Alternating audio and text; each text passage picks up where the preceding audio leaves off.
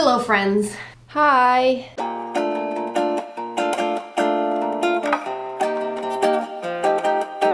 Well, I hope everyone's doing super dandy today because for today's video, I asked everyone on Instagram who are beginners in sewing, knitting, crochet, and just beginning to make their own clothes and what questions they had when making your own clothes. Because honestly, it's very overwhelming. Like, I've been doing this for years, tens of years, not tens of years, but 10 years. More actually, ooh, I'm old. I've been doing this for a long time and I forget the beginning steps of the struggles you guys have when you're starting to make your own clothes. So I asked you guys what your struggles are and we're gonna go over them today. All of those little struggles that are confusing.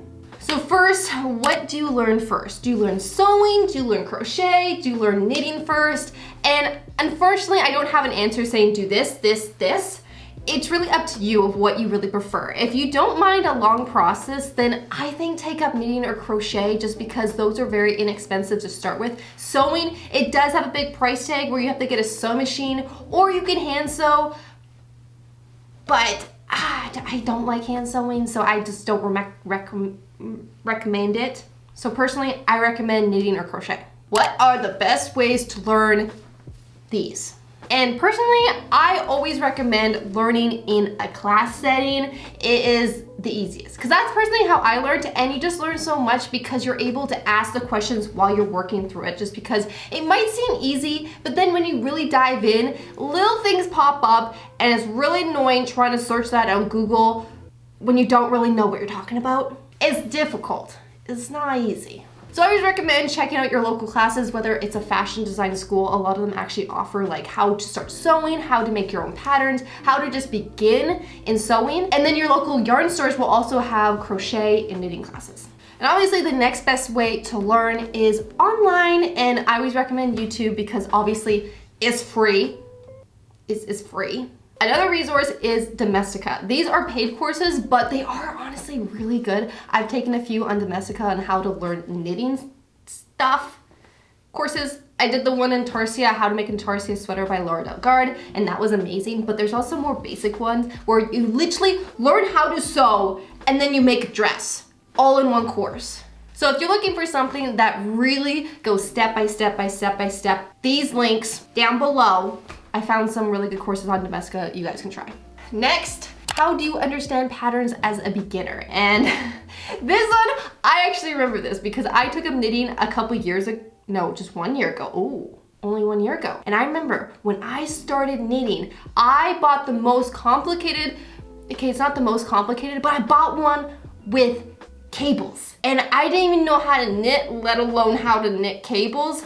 And I remember looking at that pattern and I'd been so overwhelmed, I just didn't do it because I was like, no, this is too hard. So my first recommendation is to find a pattern that is very, very easy and not overwhelming. From there, you can slowly make your way up through the more difficult patterns, and then you can learn step by step on how to do different techniques. But really, you just have to start with a simple pattern and go from there, learn the different abbreviations, and then you'll understand those, and then you'll learn more and more and more as you go up in difficulty. As for sewing patterns, I recommend finding sewing patterns with a video if you're a beginner, just because it is so much easier. I still personally love sewing patterns that come with a video because I can just watch them do it, and then I do it, and then I watch them do it, and it just makes more sense because sometimes patterns are complicated. I'm not gonna say they're easy, you're an expert, you're just gonna understand them. Sometimes they're still a little complicated and you need answers, and finding one with a video, it just solves them all.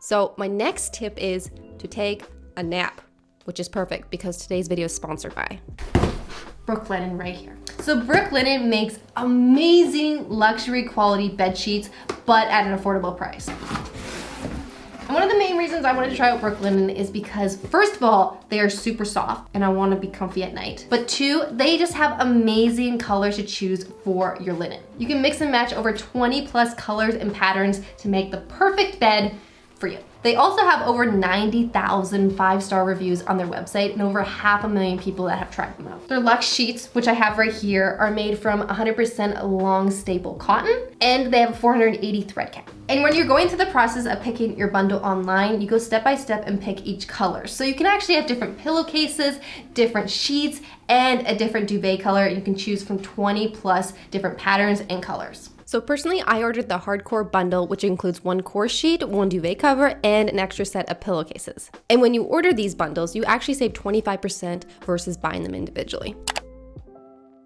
Overall, after sleeping in these sheets for one night, I am honestly so impressed. These are the nicest sheets I've ever had. They are so soft, they are so comfy, they kept me a good temperature all night.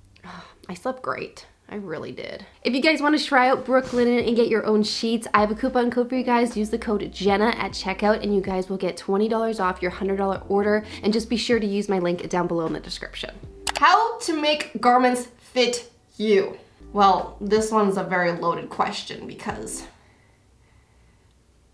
it's trial and error. It's honestly trial and error. Even if you buy a pattern online from this amazing designer, it still might not fit you. Just like when you go to the store and you try on some clothes and some don't fit you. I always recommend when you are getting a pattern to do a mock-up. Then you can see how it fits. Do not make a pattern right off the bat with your expensive $50 a yard fabric, even though I still do that, because there's a good chance it might not fit you and might need alterations. So always make a mock-up. But if you're at the level, say in knitting or crochet, and you are wanting to make your own garments, what I like to do is take garments that I already have that fit me really well and use those to make new patterns. That is the easiest thing in the world, is to find something that fits you real well and then make it from that.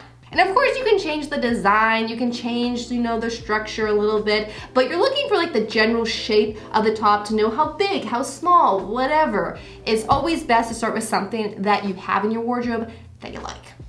And personally, I have not made any videos on how to actually clone your clothes for each piece, but there are amazing videos here on YouTube. Yes, here on YouTube. Right here that you guys can watch and learn how to clone your own clothes, make patterns from them. Should I buy patterns or should I make my own? Well, this is another loaded question because it depends on your skill set. Personally, I've been sewing for a long time and I still like buying patterns just because I know what's gonna look like. It's easier, it takes less time. Yes, it costs money, but time is money. So it depends. If you're really skilled, then obviously make your own patterns, go at it. But if you're not skilled, I don't recommend trying to make your own patterns. I recommend trying to learn from buying patterns or free patterns, make a ton, understand it, get experience, and then in the future try to learn.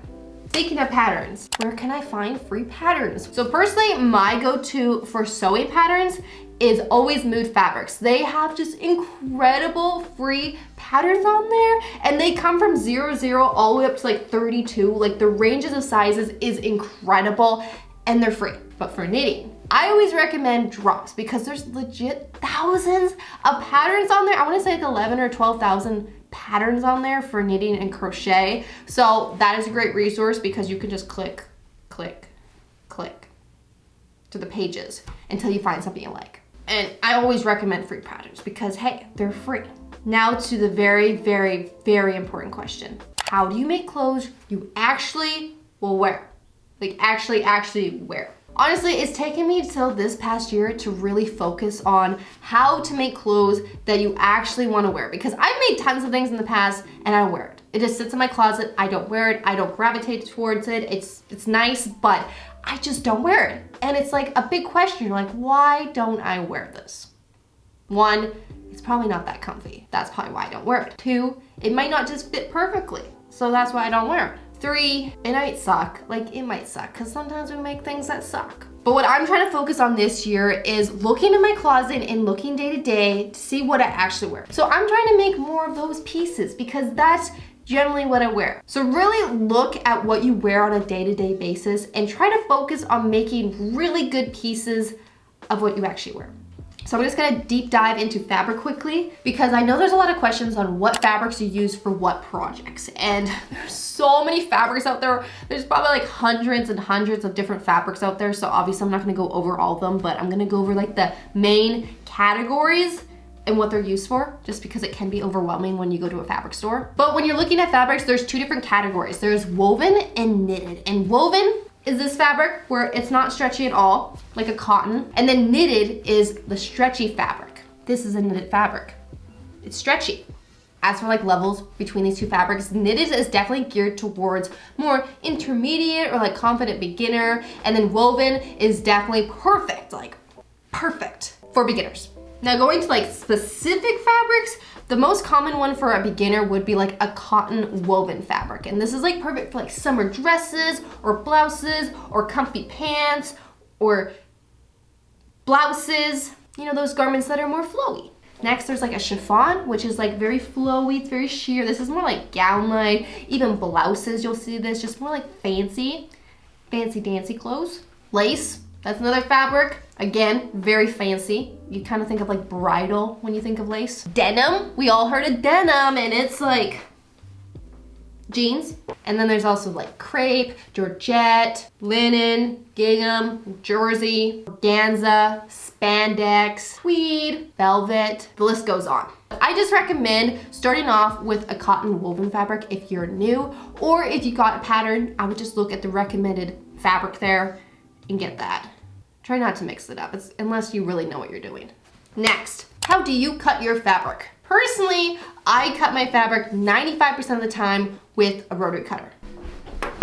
This thing. And I just lay my fabric onto a cutting mat and then I use this to cut around my pattern. This will just give you the most precision and it just is like the nicest, cleanest cut. So then when you're sewing, all your seam allowance is perfect. So I just recommend a rotary cutter when you're cutting out fabric, like 95% of the time. The other 5% of the time, I use my fabric shears, these bad boys. And typically when I use these, it's for like big items that don't fit on my cutting mat, or it's just easy to cut, just doesn't really matter about like the seam allowance, the shape of it, it's just an easy fabric to cut, then I'll use these. Do you need a serger? No, you don't need a serger. Yes, they're handy and they make sewing a lot easier, but no, you don't need one, you don't need one. Just use a zigzag stitch on the end of all your seams. Where do you buy yarn and fabric? So my always recommendation, which you guys have probably heard a ton from me, I always say it on my channel, is to check your local thrift store, especially when you're a beginner, just because it can get very pricey yarn and fabric from a yarn store or a fabric store, like really pricey. Like sometimes fabric is like $30 a yard or meter. And a lot of time, yarn is like $30 a ball. So always check out your local thrift store first if you're a beginner and you don't want to spend that much. Check your fabric section or check the bed sheet section. Like I've actually made stuff out of bed sheets or comforters or curtains. There are actually some really cool vintage curtains sometimes at your thrift store, so check those out. But if you don't like thrift stores or your thrift stores aren't good, here are some online places I go to. So my go-to for fabric is either Etsy or Blackbird fabric. For yarn, I like Love Crafts, I like Hobby. I always pronounce that wrong. Wool and the Gang, The Knitting Loft, or Etsy, because there's some really cool yarns on Etsy too. But if I'm not shopping online, which is like 80% of the time, I try to buy in person, and that's usually what happens, because I'm not patient. If I wanna make something, I will go to the store right now, buy it, and then make it tonight. That is how I roll. So for knitting, how do you change color? So for knitting, there are so many different techniques and I haven't fully like explored them all just because I've been only knitting for a year-ish, not even. My go-tos for changing color is either the Intarsia, this is it, Intarsia, that's how you spell it. The duplicate stitch, this. I also have links down below of videos on how to do it. Or stranded knitting, this where, you know, the inside is kind of, whoo, crazy. Or stripes. Stripes is the easiest. So if you're trying to change color, do stripes. How do you choose yarn and needles? So first I choose my yarn. Most of the time, this depends on just what color I like or what yarn I like. And then I'm like, oh, this is pretty. I'll just take this one. And then I figure out the rest from there. But usually there's some criteria before I choose, like, you know, I choose a category of like what type of material I want, and then I choose the specific yarns. So if it's winter time, I go for most of the time a merino wool. But I've also used alpaca, mohair, which I know is super popular this year, cashmere, which I typically don't ever use, or Angora. But for spring and summer, I like to use a cotton, so that's my number one, is find a nice cotton. Number two is a linen. Number three is bamboo. But as for needles, when you look at the packaging on your yarn, it will tell you what needles you should use for that yarn. And if you use the right needles, it should look like this. But sometimes you don't want it to look just like how it's supposed to. Sometimes I use a very chunky needle with small thread, and then I get very opened knit. Next one, how to be motivated to finish a project. And I feel like every single person on this planet has felt that before. Or you start something you're excited about, and then you're not excited about it, and then you don't finish it. There's a lot of factors for that. Sometimes I'm working on a project, and then halfway through, I'm seeing that it's like not turning out very well. Like, it sucks. This is bad, it's not good. And when I know it's not good, and I know I'm not gonna like the end result, I just cut it. You just gotta cut it. Like, sometimes you just gotta kill the baby. Sorry, that's a design term I learned in college. And what that actually means is a lot of time we get very attached to something and we can't let go of it because you're like, this is my baby. I made this, I did this. And sometimes you just gotta cut it. You gotta get rid of it.